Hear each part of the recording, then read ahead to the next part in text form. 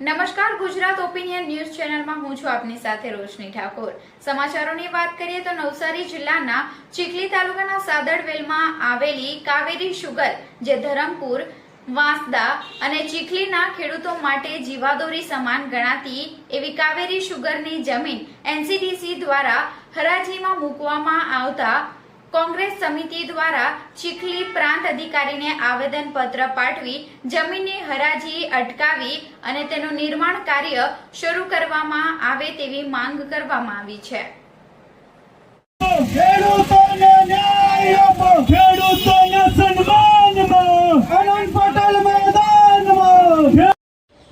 ચીખલીમાં કાવેરી શુગરની હરાજીના વિરોધમાં યોજાયેલી રેલીમાં કોંગ્રેસ દ્વારા હરાજી થશે તો કબજો લેવા દઈશું નહીં અને પ્રાંત કચેરીના આંગણે ધરણા યોજવાની ચીમકી ઉચ્ચારી સત્તાધારી ભાજપના ધારાસભ્ય સાંસદ સામે ઉગ્ર પ્રહારો કર્યા।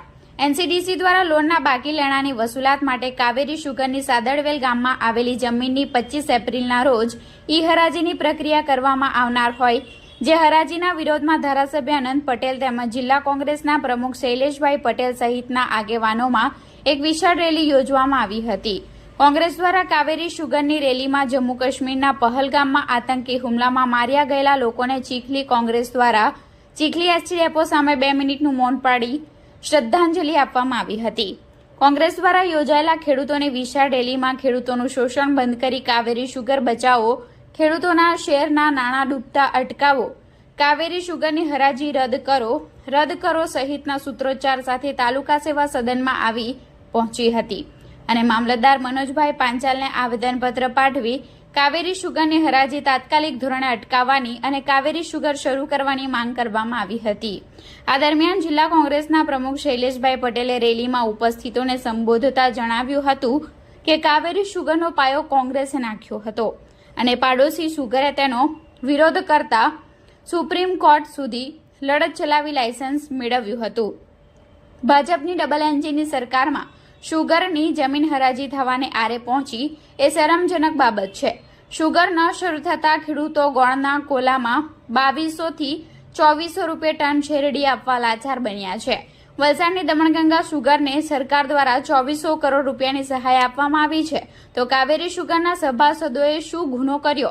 શેરફાળાની જાહેર કરાયેલી સહારા કોના ઇશારે અટકાવવામાં આવી છે? આદિવાસી ખેડૂતોને ક્યારેય ન્યાય અપાવશો તેવા આકરા સવાલો સાંસદ ધવલ પટેલ, સીઆર પાટીલ અને ધારાસભ્ય નરેશભાઈ પટેલને કરી જો જમીન હરાજી થશે તો જમીન લેનારને કોઈપણ સંજોગોમાં કબજો લેવામાં આવશે નહીં તેમ સ્પષ્ટ જણાવ્યું હતું। આજે અમે કાવેરી શુગરની હરાજી રોકવા માટે આવેદનપત્ર આપ્યું। હજારો ખેડૂતો અમારી સાથે રેલીમાં જોડાયા।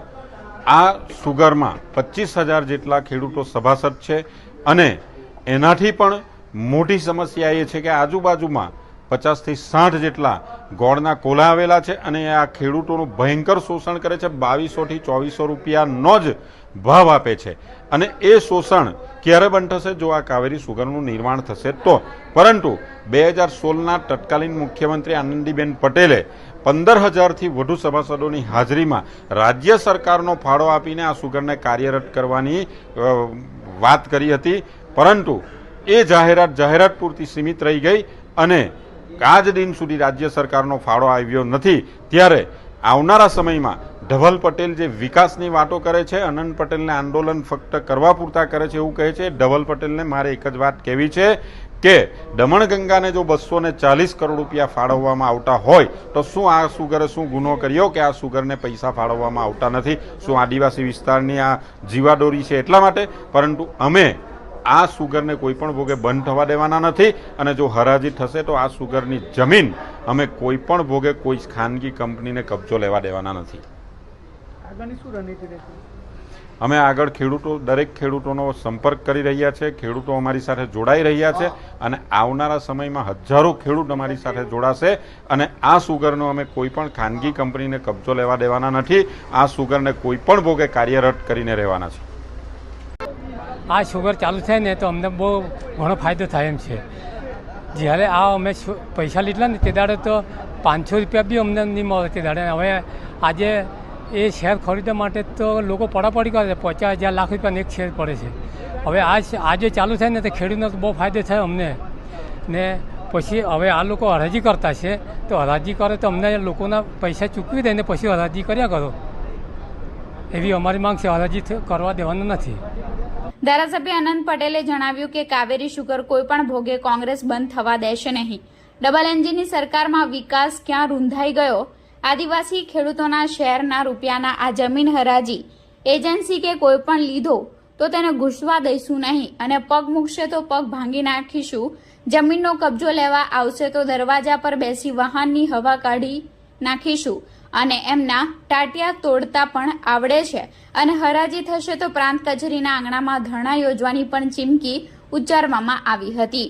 રેલીમાં રાજ્ય અને કેન્દ્રમાં બંને જગ્યાએ ભાજપની સરકાર અને કાવેરી શુગરનું સમગ્ર બોર્ડ ભાજપનું હોવા છતાં કાવેરી શુગર હરાજીના આરે પહોંચવાનો મુદ્દો કેન્દ્ર સ્થાને રહ્યો હતો. હરાજી 25 તારીખે રાખવામાં આવી છે. એના વિરોધમાં નવસારી જિલ્લા કોંગ્રેસ સમિતિ દ્વારા આજે અમે રેલીનું આયોજન કર્યું હતું અને કાવેરી શુગર ન બંધ થઈ જાય એના માટે અમે આવેદનપત્ર આપીને રેલી કાઢીને માંગણી કરી છે. અને કાવેરી શુગર આદિવાસી ખેડૂતોને માટે જીવાદોરી સમાન છે. એમની જમીન 25 તારીખની એ હરાજીમાં કોઈ પણ એજન્સી લેશે તો અમે એ જમીન લેવા દેશું નહીં, એ જમીનમાં કોઈને પગ મૂકવા દેશું નહીં. આવનારા દિવસમાં જો 25 તારીખની એ હરાજી બંધ ન થાય તો અમે ઉગ્ર આંદોલન કરીશું. તો કાવેરી શુગરના ચેરમેન સહિતના ડિરેક્ટરો પણ કાવેરી શુગરને બચાવવા માટે કેન્દ્રીય સહકારિતા મંત્રી અમિત શાહ અને રાજ્યના મુખ્યમંત્રી ભૂપેન્દ્ર પટેલ અને નાણામંત્રીને મળીને હરાજી રદ કરવાની માંગ કરી ચૂક્યા છે. નમસ્તે. હાલમાં કાવેરી શુગર ફેક્ટરીની જમીનની હરાજીની જે પરિસ્થિતિ ઊભી થઈ છે એમાં ગઈ 19મી તારીખે આપણા જિલ્લાના ભારતીય જનતા પાર્ટીના પ્રમુખ આદરણીય શ્રી ભુરાભાઈ શાહ, આપણા ગણદેવીના ધારાસભ્ય અને પૂર્વ કેબિનેટ મંત્રી શ્રી નરેશભાઈ પટેલ, અમારા ભારતીય જનતા પાર્ટીનું આખું બોર્ડ અને જિલ્લાના સહકારી આગેવાનો સાથે અમિતભાઈ શાહ સાહેબની મુલાકાત કરી. એમનો ખૂબ હકારાત્મક અભિગમ છે. ગઈકાલે આ જ બધા આગેવાનો સાથે અમે રાજ્યના સહકાર મંત્રી, રાજ્યના નાણામંત્રી અને મુખ્યમંત્રી સાહેબ સાથે પણ મુલાકાત કરી. એમનો પણ ખૂબ હકારાત્મક અભિગમ છે અને 25મી તારીખની હરાજી મુલતવી રહે એને માટે સૌની લાગણી છે. ખેડૂતોના હિતમાં રાજ્ય સરકાર અને કેન્દ્ર સરકાર ઝડપથી નિર્ણય લેશે એવી અમને સંપૂર્ણ આશા છે.